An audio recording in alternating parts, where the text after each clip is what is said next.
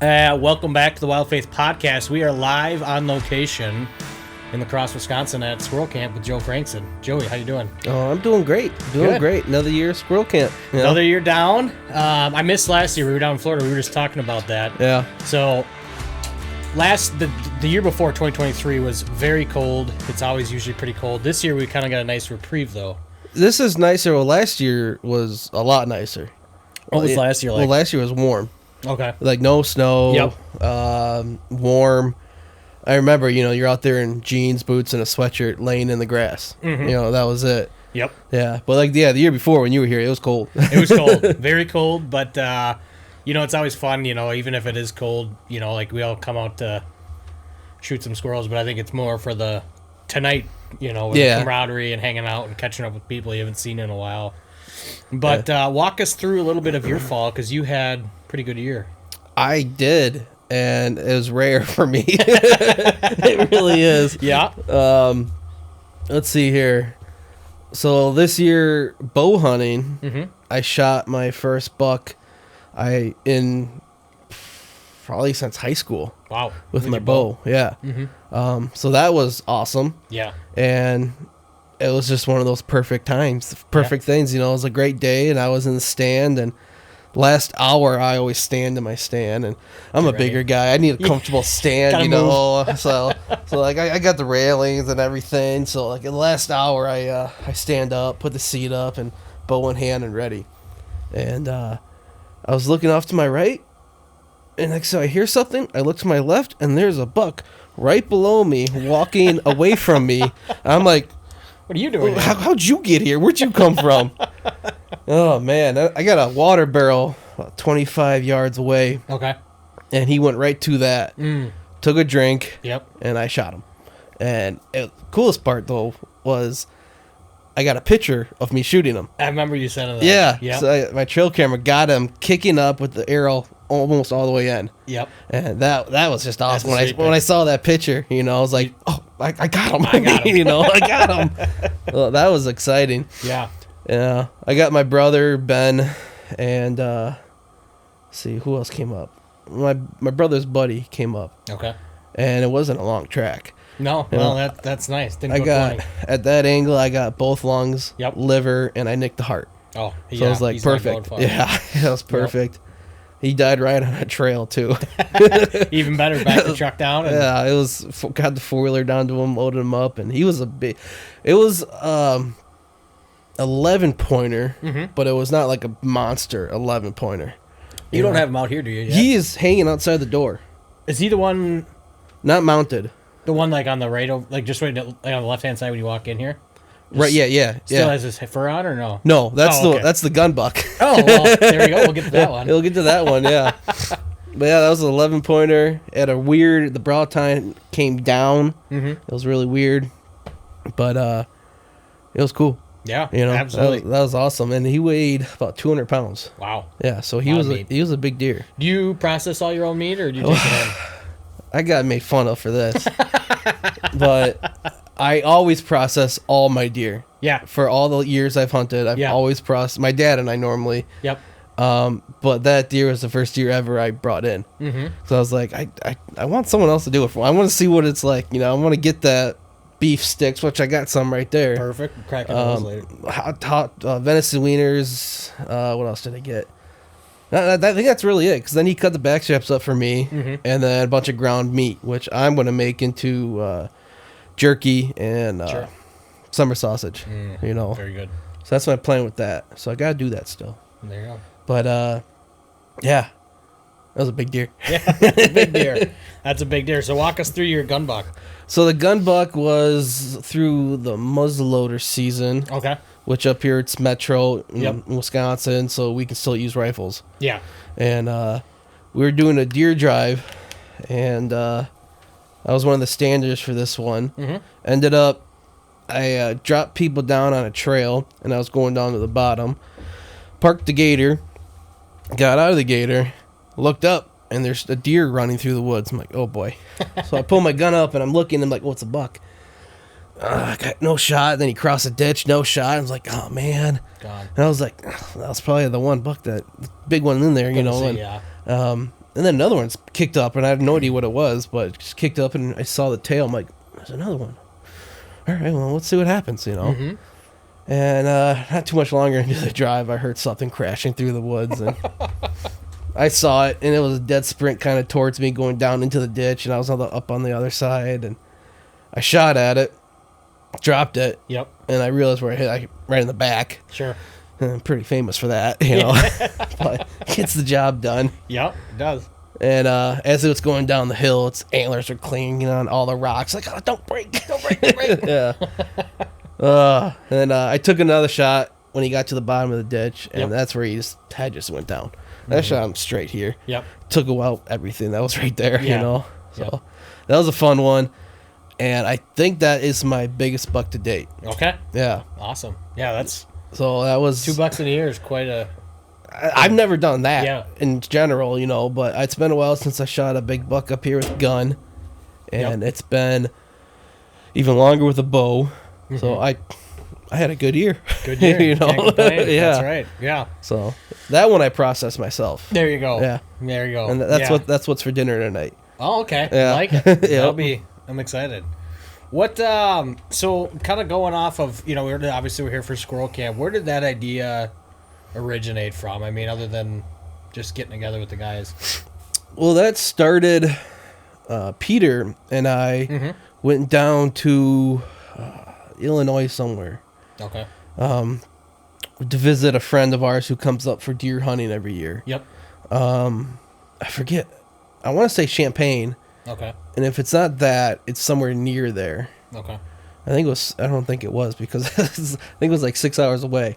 And Champaign's like 2.5. So it's somewhere down in Illinois. Somewhere in Illinois. Yeah. So we went down there to visit him to go squirrel hunting at his buddy's place. Okay. And we had a lot of fun doing it. Yeah.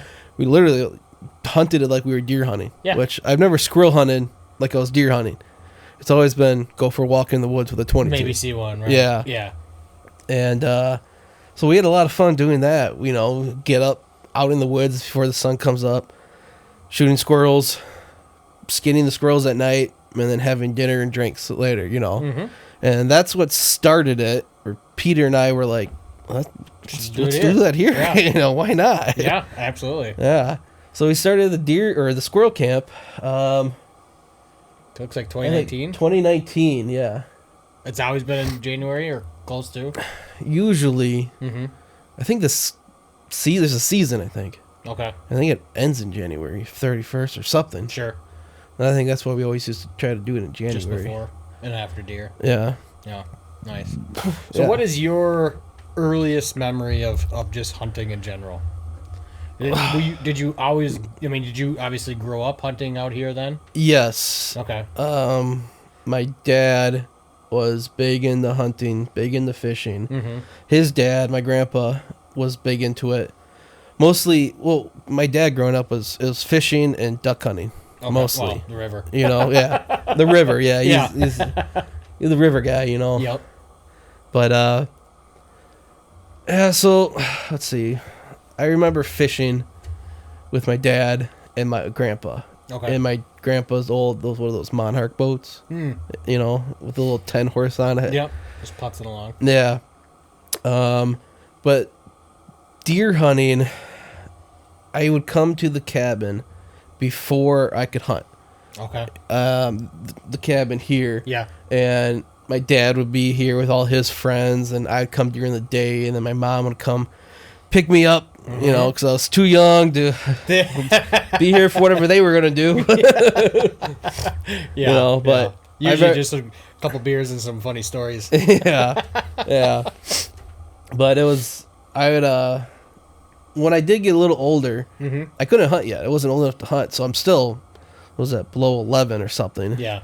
I would stay here, and I would sleep in this, what do you call this, couch thing, love seat, or whatever you want to call it.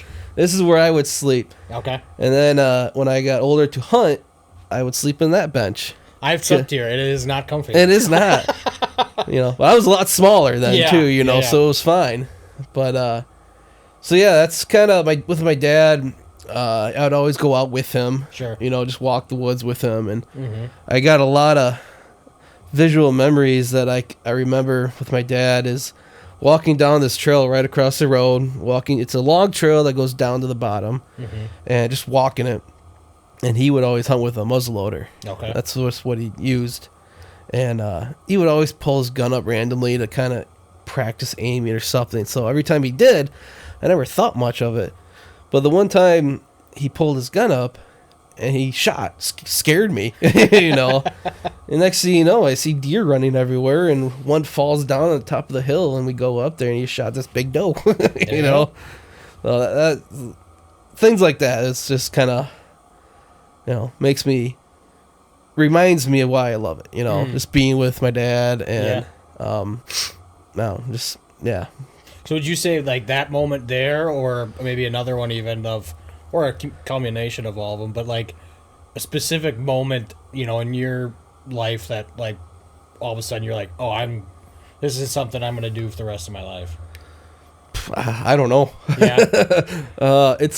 I feel like a lot of times it's like the culmination of all of it. Yeah. Like you were just talking, like you came out here when you were a kid, you got a little bit older, you got to stay out here, and then you got to go actually out and hunt with your dad. Yeah. Just kind of bred into you. Pretty much. Yeah. It was like started at such a young age that I don't remember what it was that made me want to do it, except for I know I've been doing it my whole life, Yeah.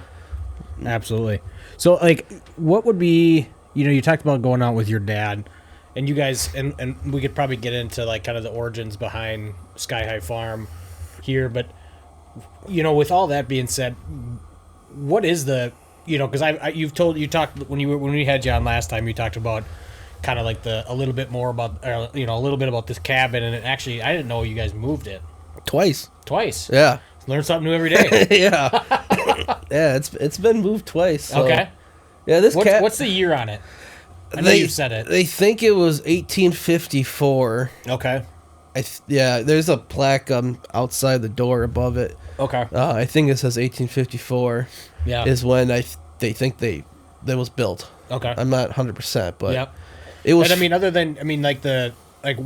what have you guys really done to it outside of moving it much at all? Well, the front porch. Yeah. My dad made the front porch. Okay, I remember there wasn't one there before. Yep. The top loft here used to go all the way across. Oh, really? They took the other side off for a safety hazard. In case of fire or something. There's literally like a small hole right up there. Yep. That I don't think me at this time could get through it. There's a hole up there? Well, there was. Oh, okay. When this went all the way across. Oh, so you had to crawl out. Yeah, there was these boards went all the way across, and there was a little hole. Gotcha. I'm like, where is the? Yeah. I see other little holes. Yeah. Yeah. But that all the mortar. Yep. My dad redid all that, and there's the spot right behind your head that I had to do last year. Oh, right here? Yeah, just... The messy spot? Yeah. It's my first time doing that. Hey, someone's got to keep it going. Yeah, I had no idea what I was doing. I mixed first too much water, and then I was like, I don't have enough cement to put in there now. There you go. That's awesome. But it worked. There was a big hole there. Yeah. So, talk about the Sky High Farms kind of origin then. I mean, we know all about the cabin. You guys have moved it to where it sits now. Where on the, what's the origin story of Sky High Farm? Just tell it how you know it. Sky High Farm, my great grandpa bought it, and from what I know is he wanted to be a cowboy. Okay. Yeah. So he bought the ranch, and we had the farm in the back, and it was a big dairy farm. Yep. There was a guy that used to live back there before Tom, and he was milking all the cows, and we had cow pastures all the way from there to here and down to the valleys and whatnot. So it really wasn't wooded too much then, or what? It was not at all. Really? No, it was very clear. If we get time later, in the basement of the ranch, there's a picture of... Up just at the house?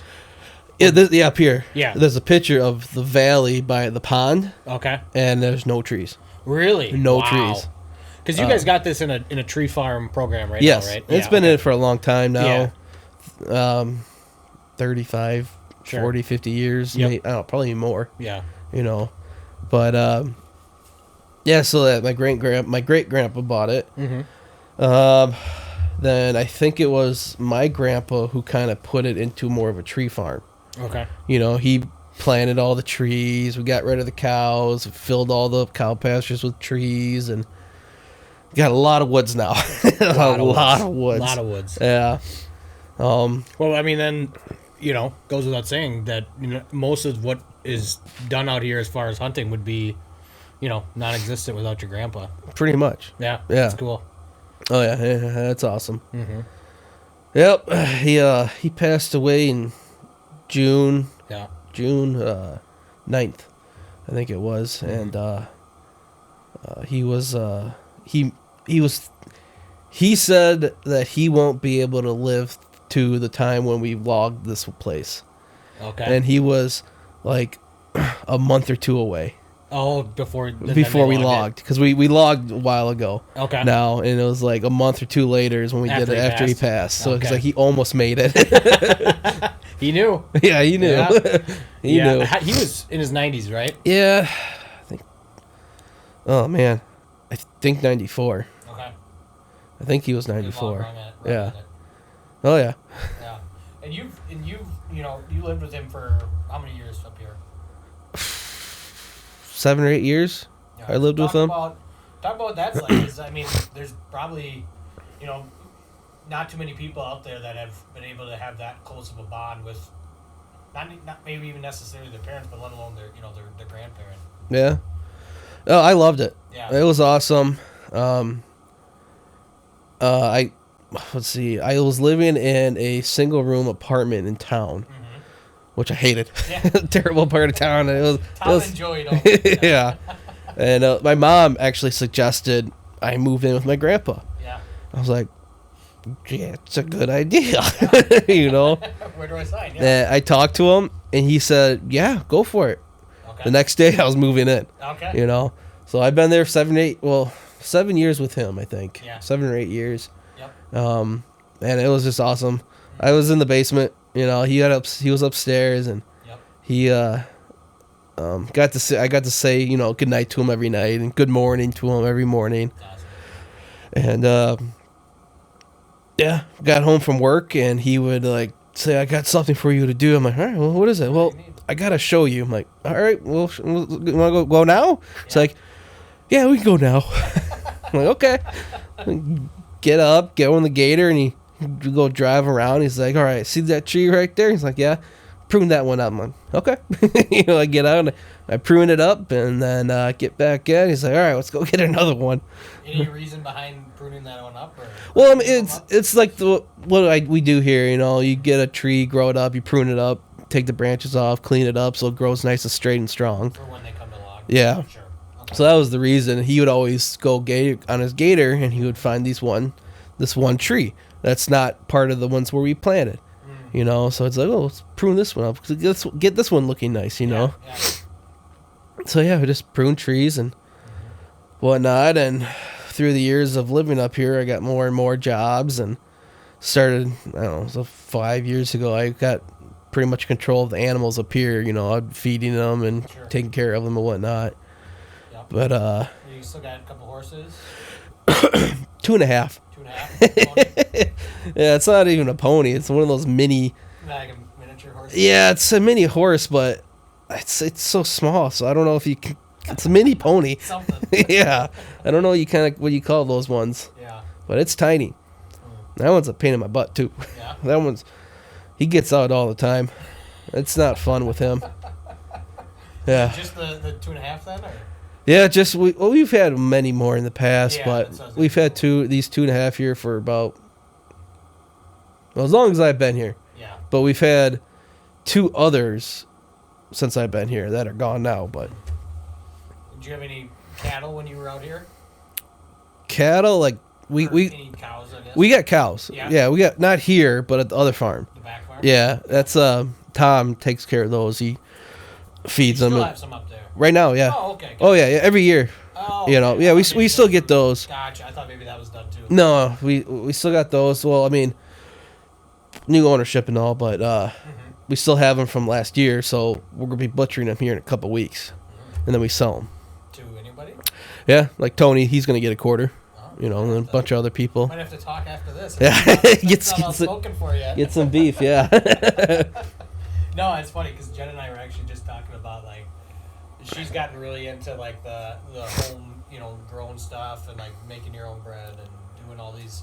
Oh, I love homemade bread. Oh, I mean, like shout out to Jenna, but like she makes the best sourdough bread. Yeah. Oh, like I'm not a big bread guy because like I get like acid reflux from it sometimes, but like I could eat a whole sourdough loaf, whatever you want to call it, no problems. It's like candy. Oh, and when you get it out of the Dutch oven hot, yeah, and you cut it and put some butter on there. Oh yeah. Oh. Yeah, that was my mom got into that. She would cook bread a bunch, and my grandpa would always want bread. Yeah. And he'll tell me, tell your mom I'm almost out of bread. I'm like, all right. Yeah. I tell her, she makes another loaf and brings it over. That's awesome. Yeah. Love it. Cool. Well, so obviously we do squirrel camp out here. You guys do a big deer camp as well, probably bigger than squirrel camp. Normally, yes. Yeah. But I think squirrel camp this year will probably be bigger. Really? Oh yeah. Really? Yeah. Not everyone showed up. It was still a good time, fun. Yeah. You get people from your normal people that come in, and it's deer season, so it's a big deal. Yeah. But I think we'll probably have more people at a night than we did at deer camp. Okay. Yeah. Down here for deer camp then. Yeah. Well, yeah. Every time the older guys, it's all those older guys that are getting old. Yeah. Yep. My dad doesn't stay at the cabin anymore. Okay.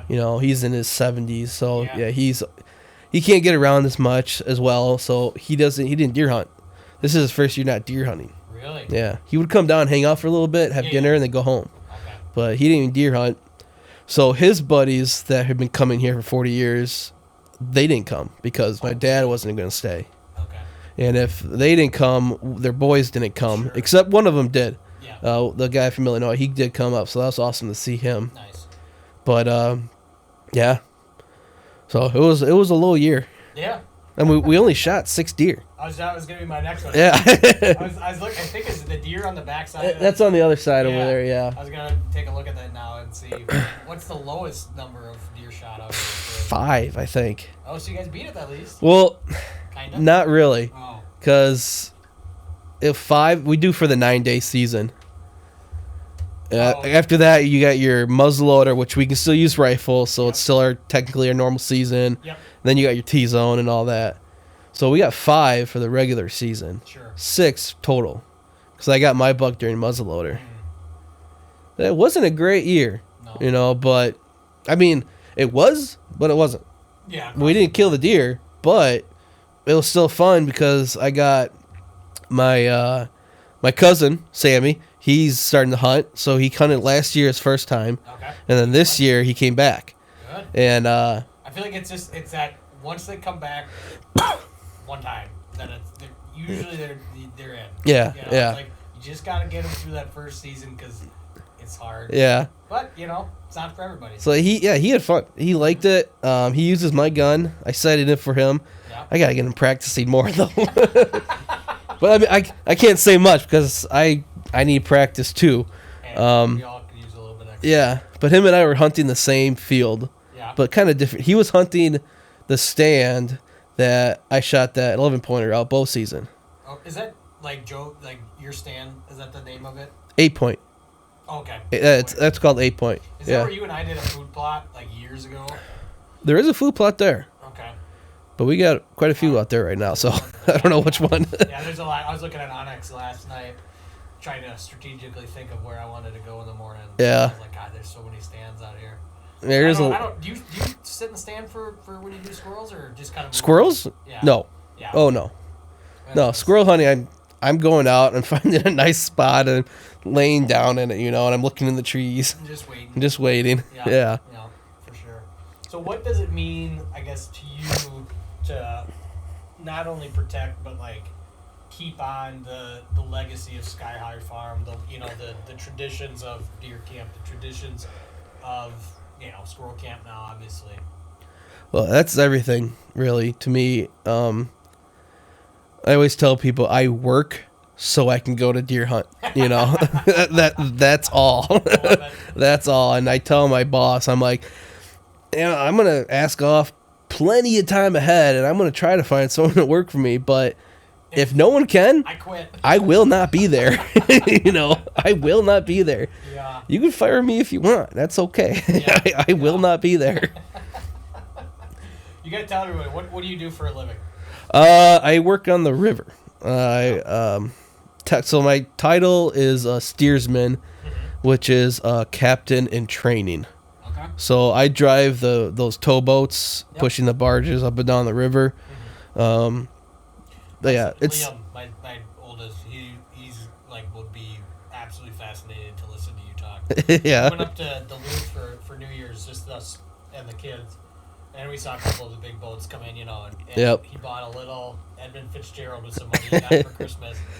And I kid you not, like the kids talked about boats for the last 2 weeks, like.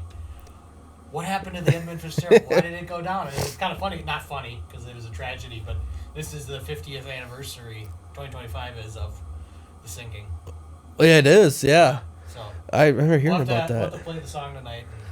Yeah, that's one song we don't play on our boat. No, sure we don't play that song. That song came on the radio, you turned it off. Yeah. So, I mean, obviously, with the, you said it was everything. Why is it everything? What is the importance to you because obviously, you're not doing it just for yourself. Yeah. Why is it important for not only you but everyone else that gets to come out here? Yeah, you ask tough questions.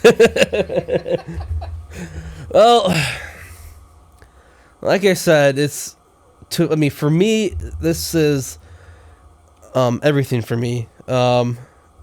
It's just what I was raised on. It's what I grew up on. Mm-hmm. It's one of those times where you get all your friends together to do some fun stuff and hang out. Yep. And it's, especially now as we get older, you don't get that as often. Right. You got kids, jobs and everything.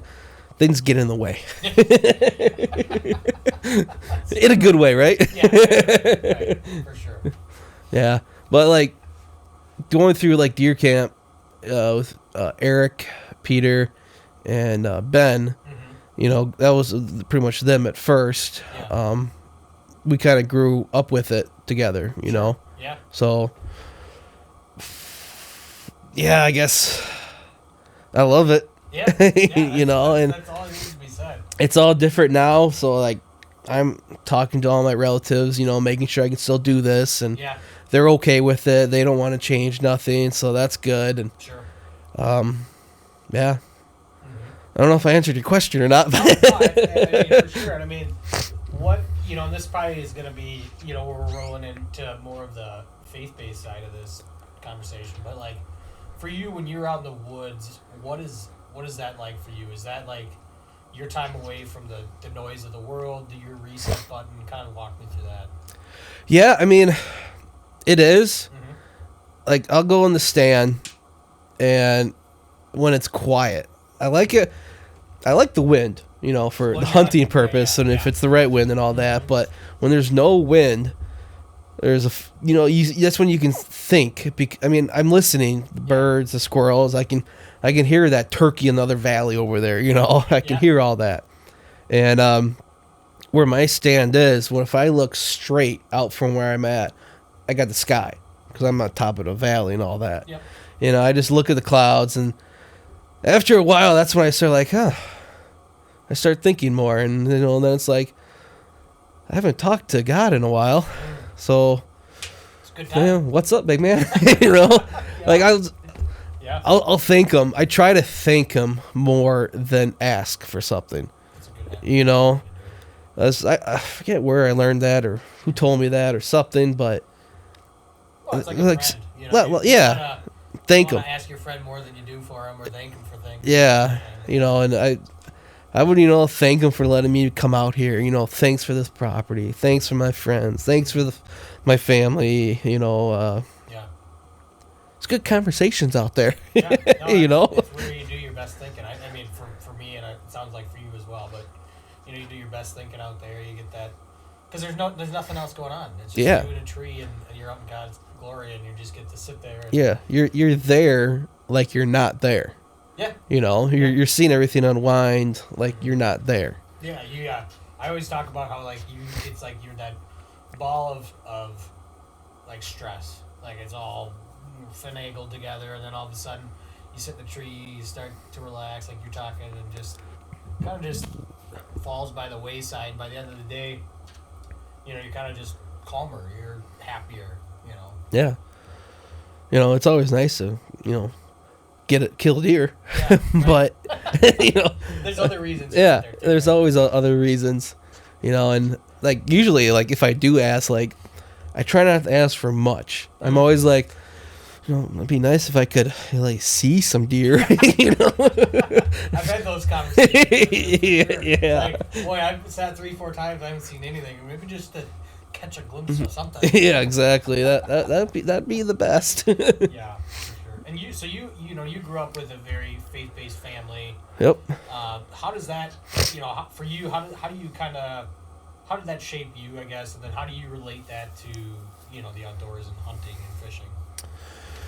Oh, well, I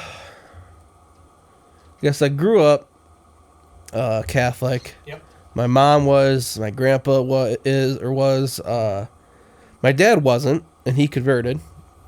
So growing up, I was Catholic school, all that, and I learned, I knew everything, or not knew everything, but I don't know anything.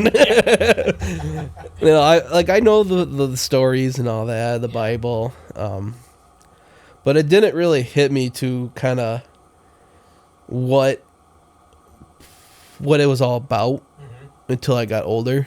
It's usually how it goes, right? Yeah, you know, when I'm younger, it's just something, you know, like I go to church on Sunday, okay. One more thing. Yeah. So what was that, you know, what was that moment maybe that kind of like when you got older where you were kind of just like, oh. I don't know. It was a while ago, but I can't point it out where it was like this one time. Sure. Like thinking about it now, I'm like, yeah, when I got older, I realized what I realize now. And I just can't remember when that was. Yeah, you know, I think a lot of people are that way. I think everybody's wanting or waiting for that moment in time, that, you know, big turn sign on the highway saying, turn here, this is the path. You know? Yeah. And a lot of times... Wish it was that easy. Yeah, right, you wish, right? And, you know, Evan and I have talked about this a lot of times before in the podcast about, you know, one of Billy Graham's, one of my favorite sermons of him is, you know, those are those times in life where you have to walk by sheer faith alone, where you're wondering, like, where are you? Where is God? Where I don't see him here, I don't see him anywhere. And then it's just like you have to just completely, you know, submit is such a weird word to me sometimes, but it's kind of the word is like you have to submit to the thought and the process of like, there's something bigger going on in this world than I could ever imagine. Go on. All right, so it's apologies for the minor technical difficulties. This is a cabin without power, so yeah, and no internet, and it's telling me I need to download a new update. So yeah. We got none of that here. Yeah, back to the basics. Yeah, but no, what we were talking about is just like those are those moments in time where you have to kind of just walk by sheer faith alone. And I think every person goes through it in life where, you know, as a kid, you're maybe raised, and maybe not everyone's this way, but obviously, but you're raised, you know, up through your faith and whatever that is, if it's, you know, Catholicism, Lutheranism, whatever.